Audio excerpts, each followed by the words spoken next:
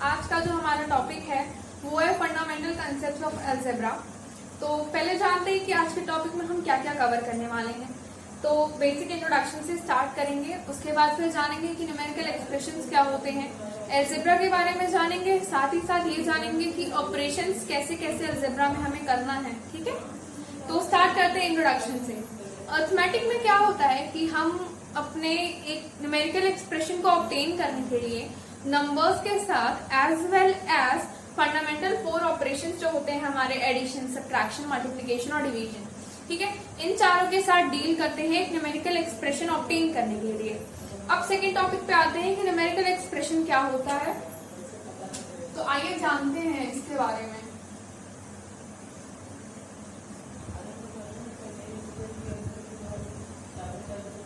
Numerical expressions होते क्या हैं? ये नंबर्स के ऐसे कॉम्बिनेशन होते हैं जो कि एक दूसरे से फंडामेंटल ऑपरेशंस के बेसिस पे कनेक्ट होते हैं। अब वो फंडामेंटल ऑपरेशंस एक या एक से अधिक भी हो सकते हैं, ठीक है ना। फॉर एग्जाम्पल के लिए देखें अगर, तो मान लीजिए अगर हमें दे रहा है कि 5 और 10, ठीक है, कहा जा रहा है कनेक्ट करके दिखाइए, तो हम कैसे कनेक्ट करेंगे? 5 + 10 कर सकते हैं, तो ये हमारा एक न्यूमेरिकल एक्सप्रेशन हो गया, ठीक है। उसके बाद हम क्या कर सकते हैं? 5 - 2 कर सकते हैं, ठीक है, ये हमारा एक न्यूमेरिकल एक्सप्रेशन हो गया, ये न्यूमेरिकल एक्सप्रेशन, ठीक है ना। अब आते हैं नेक्स्ट पे, मल्टीप्लिकेशन।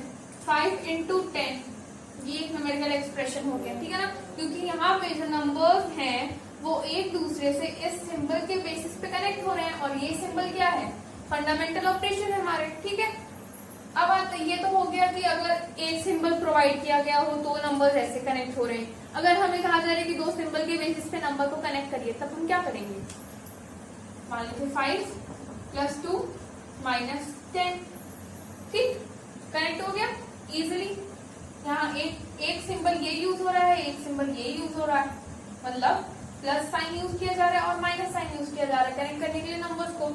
एक न्यूमेरिकल एक्सप्रेशन ऑब्टेन करने के लिए 5 + 2 - 10 इज न्यूमेरिकल। हमारे चैप्टर का या हमारे मान लीजिए इस टॉपिक का जो मेन टॉपिक है, हमारा मेन सब टॉपिक है, वो है अलजेब्रा। अलजेब्रा होता क्या है?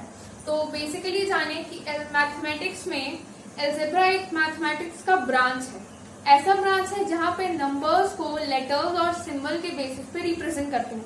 देखिए कैसे किया जा सकता है, ए हो गया, बी हो गया, सी हो गया, x, y, Z and so on, ठीक है ना।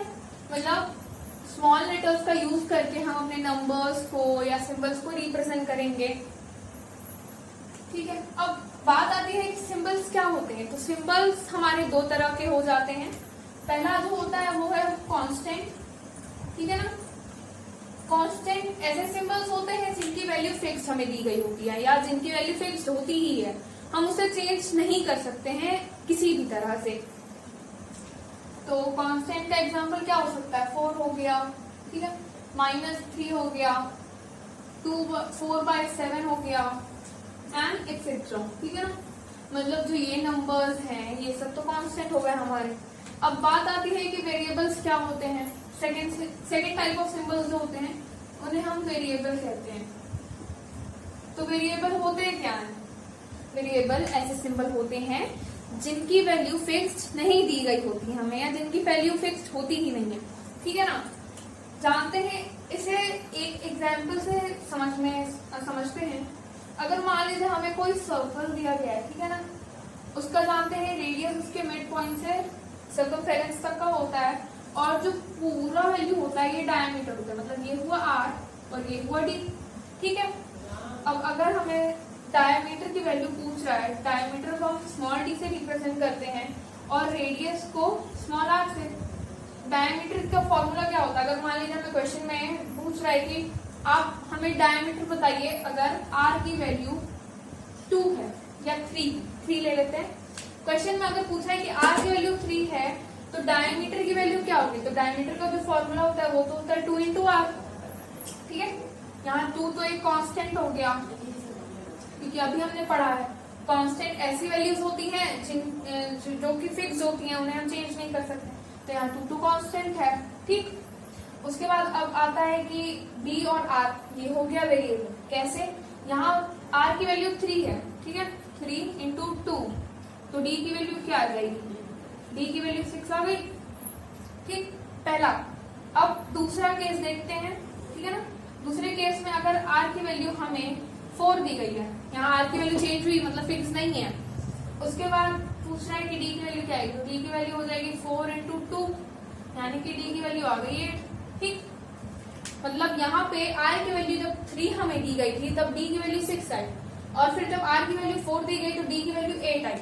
मतलब क्या हुआ, ये तो हो गया वेरिएबल, d और r वेरिएबल हुए, कैसे हुए, क्योंकि इसकी वैल्यू 6 नहीं है, ठीक है ना। मैंने पहले भी यही बताया कि वेरिएबल्स ऐसे सिंबल्स हैं जिनकी वैल्यू फिक्स नहीं होती है। इतनी बातें क्लियर हो गई। आते हैं अलजेब्रा पे, ऑपरेशंस कैसे करने हैं, क्या करने हैं उस पे, ठीक है ना। तो टॉपिक क्या है हमारा, ऑपरेशंस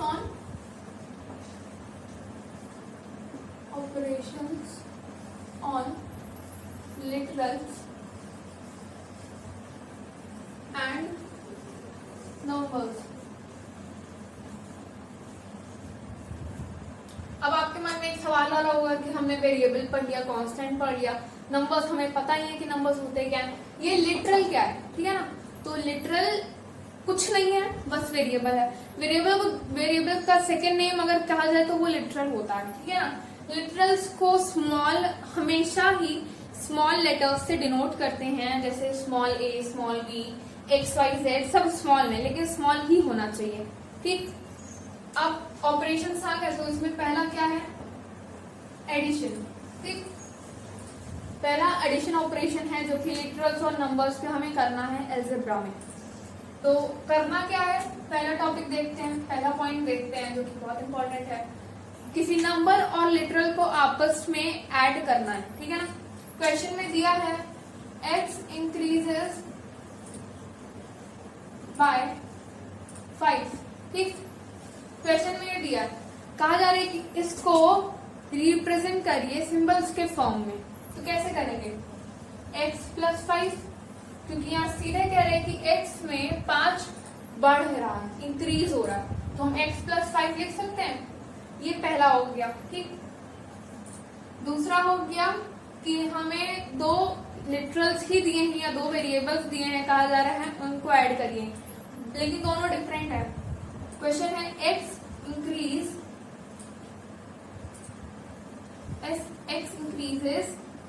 बाय y, ठीक। x में y बढ़ रहा है, तो क्या लिखेंगे, x प्लस y, ठीक है। ये दूसरा टॉपिक हो गया, दूसरा पॉइंट हो गया हमारा। तीसरा पॉइंट पे आते हैं कि अगर हमें कह रहे हैं कि किसी भी नंबर में x बढ़ रहा है, ठीक, यानी कि 10 इंक्रीज्ड बाय y, ठीक। 10 में जो है वो y इंक्रीज हो रहा है, तब हम क्या लिखेंगे उस कंडीशन में, 10 प्लस y, ठीक है ना। इतनी चीजें बहुत आसानी से क्लियर हो गई होंगी।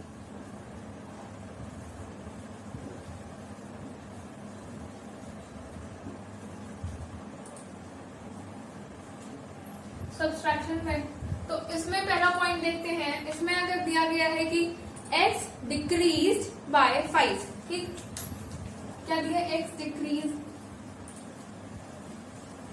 बाय 5, यानी कि x में से 5 जा रहा है, ठीक है ना, x में से 5 कम हो रहा है, तब हम क्या लिखेंगे, x माइनस 5। ये हमारा अलजेब्रिक एक्सप्रेशन मिल गया हमें, ठीक।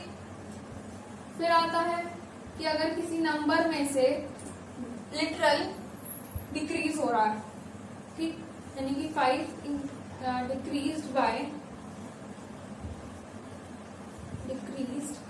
बाय x, हम उस कंडीशन में क्या लिखेंगे, 5 में से x जा रहे हैं, यानी कि 5 माइनस x, ठीक है, ये लिख सकते हैं।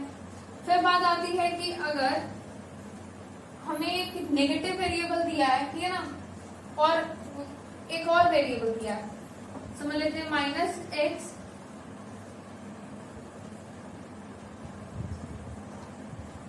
सब्ट्रैक्टेड फ्रॉम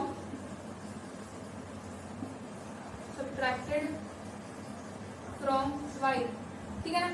y में से माइनस x सब्ट्रैक्ट y पहले तो, ठीक, अकॉर्डिंग टू दिस या अकॉर्डिंग टू दिस ही मान लो, यहाँ y दिया है, यहाँ x दिया है, ठीक, y माइनस y में से माइनस x जा रहा है, यहाँ ब्रैकेट में माइनस x आ जाएगा, ठीक है।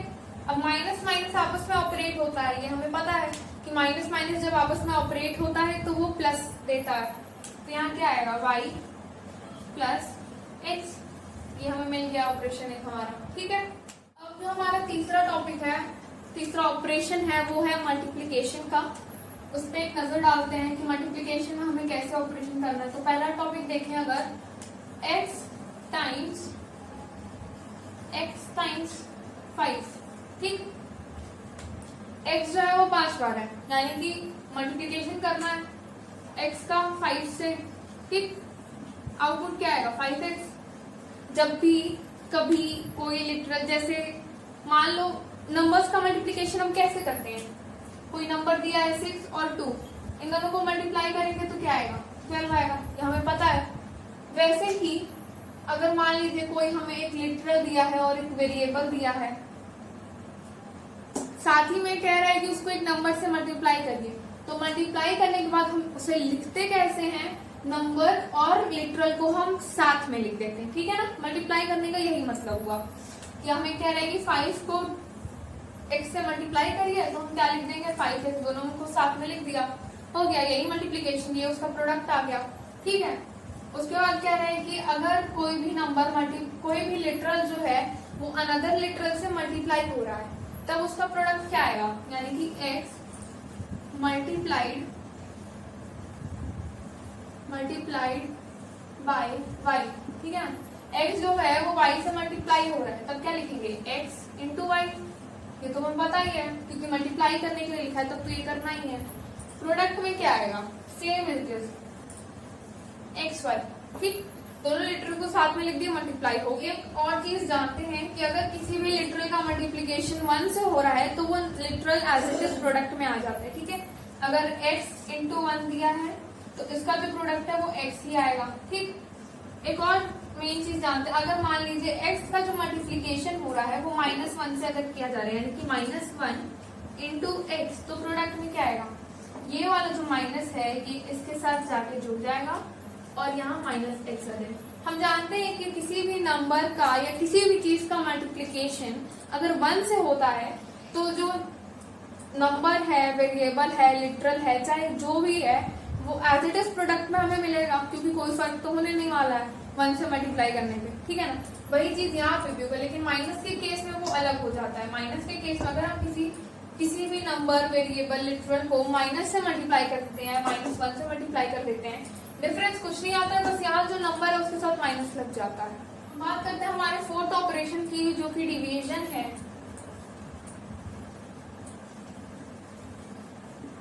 तो डिवीजन में पहला पॉइंट देखते हैं x डिवाइडेड बाय 2, ठीक है ना।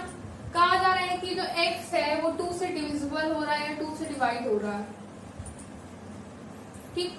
क्वेश्चन में कह रहा है कि x जो है वो 2 से डिवाइड हो रहा है, तब हम इसको कैसे लिख सकते हैं, लिखते हैं x डिवाइडेड बाय 2, यानी कि x न्यूमरेटर में आ जाएगा और जो ये 2 है ये डिनोमिनेटर में आ जाएगा, ठीक है। अब ऐसे ही करेंगे जब हमें कह रहा है कि कोई नंबर जो है वो किसी लिटरल से डिवाइड हो रहा है, मान लीजिए 5 डिवाइडेड बाय y, ठीक है ना। इस कंडीशन में क्या लिखेंगे, कहा जा रहा है कि 5 जो है वो y से डिविजिबल है या y से डिवाइड हो रहा है, तब हम क्या लिखेंगे 5 डिवाइडेड बाय y, ठीक। 5 न्यूमरेटर में आ गया, y डिनोमिनेटर में आ गया, ठीक है। अब सेम चीज करेंगे, अगर मान लीजिए हमें दोनों लिटरल्स भी दिए हो, कहा जा रहा है कि आपस में डिवाइड हो रहे हैं, x डिवाइडेड बाय y, ठीक है ना। तो क्वेश्चन में कह रहे हैं कि x डिविजिबल बाय y, तो इसका क्या आएगा x अपॉन y, यही लिखेंगे, है ना। इतनी बातें तो क्लियर हो गई होंगी। अब हमारा दो अलग से जो टॉपिक है फंडामेंटल ऑपरेशंस के बाद का, वो है पहला तो रिपीटेड एडिशन। किसी भी लिटरल या किसी भी लिटरल का रिपीटेड एडिशन क्या होता है उसको देखते हैं। यहाँ टॉपिक डालते हैं रिपीटेड एडिशन।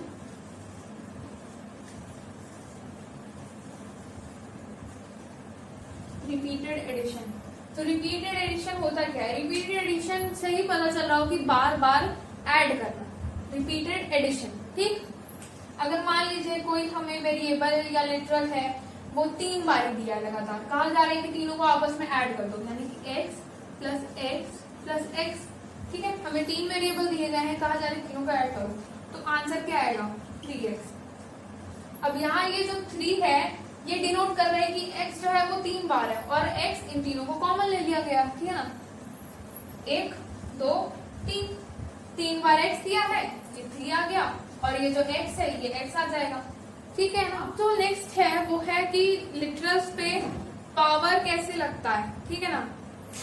तो powers on literal, powers on literals, literals पे बेसिकली पावर तब आता है किसी भी वेरिएबल, मान लीजिए एक्स वाई जेड जो भी वेरिएबल हमें गिवन है, उस पे पावर तब आएगा जब हम सेम वेरिएबल को आपस में मल्टीप्लाई कर देते हैं। ठीक है ना? अगर हम x और x को आपस में मल्टीप्लाई करते हैं तो इसका प्रोडक्ट x और x ये नहीं आएगा, इसका product x to the power 2 आएगा। ठीक है ना? जब भी ऊपर कोई नंबर हम किसी भी लिटरल्स के ऊपर जब नंबर हम लिखते हैं तो उसे हम पावर के रूप में कहते हैं। ठीक है ना? x टू द पावर 2, अगर यही x 3 बार मल्टीप्लाई हो रहा है, x इंटू एक्स, तो यहाँ क्या आएगा? x टू द पावर 3, क्योंकि x 3 बार है। ठीक है ना? याद रखिएगा कि एडिशन के केस में हम ऐड करते हैं, और लेकिन अगर मल्टीप्लिकेशन हो रहा है सेम लिटरल्स का, तो मल्टीप्लिकेशन के केस में हम यहाँ 3 नहीं लिखेंगे। ठीक है ना? अगर यहाँ 3 लिख दिए तो मार्क्स गए, ऊपर में पावर में 3 लिखते हैं। ठीक है ना? अब अगर यहाँ पावर 2 दिया है तो हम बोलेंगे x टू द पावर 2। ठीक, अगर यहाँ पावर 3 दिया तो x टू द पावर 3। अब बात आती है कि अगर इससे ज्यादा बड़ा वाला पावर हुआ तो 4 5 एंड सो ऑन, अगर ऐसे हुआ तब हम क्या करेंगे? तो मान लीजिए अगर x पे पावर 5 दिया तो हम इसको कैसे प्रोनाउंस करेंगे या कैसे बोलेंगे? x टू द पावर 5 बोलेंगे, दैट्स इट, कुछ नहीं बोलना है इसके अलावा। जब पावर 2 है तो x स्क्वायर बोलेंगे, जब पावर 3 है तो x क्यूब बोलेंगे, लेकिन जब पावर 3 से बड़ी है तो हम बोलेंगे कि the literal to the power that number. ठीक, जो भी लिटरल हमें दिया है उसके पावर वो नंबर, यहाँ 5x दिया है तो हम बोलेंगे x टू द पावर 5। अब आते हैं हमारे चैप्टर की या टॉपिक के पहले एक्सरसाइज की जो 12.a है। तो उसमें मैंने जितने टॉपिक अभी तक क्लियर किया या कवर किया है उतना ही है। पहले तो क्वेश्चन में कह क्या रहा है कि हमें स्टेटमेंट्स दिए गए हैं और कहा जा रहा है कि इसे आप कन्वर्ट करिए सिंबल्स में। ठीक है ना? रिप्रेजेंट करिए सिंबल्स के बेसिस पे। तो पहला ए देखते हैं, लिखा हुआ है x इंक्रीज बाय 23। ठीक है ना? कह रहा है कि x जो है वो 23 में इंक्रीज हो रहा है, x में 23 इंक्रीज हो रहा है। यानी कि अभी हमने जब एडिशन टॉपिक पढ़ा था तब उसमें मैंने बताया था कि अगर किसी में भी इंक्रीज हो रहा है तो एडिशन का साइन आएगा। ठीक है ना? तो यहाँ इसका आंसर क्या आएगा? x plus 23। ठीक, इतना पता चल गया। अब नेक्स्ट जो है वो नेक्स्ट जो क्वेश्चन है उसमें दिया हुआ है कि y increase by 15, y decrease ले लेते हैं, इंक्रीज को छोड़ देते हैं, डिक्रीज ले लेते हैं, डिक्रीज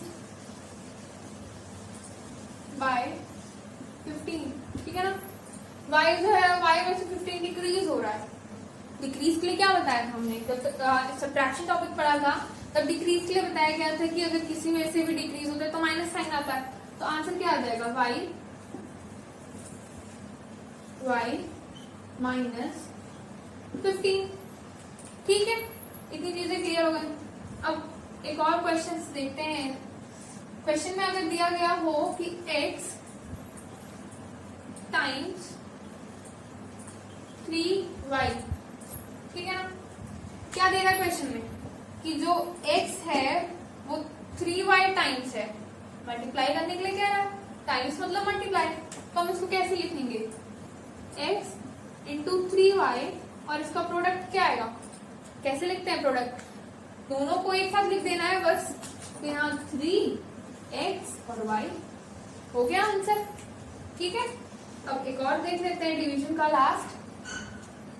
अगर हमें दे रहा है y डिवाइडेड बाय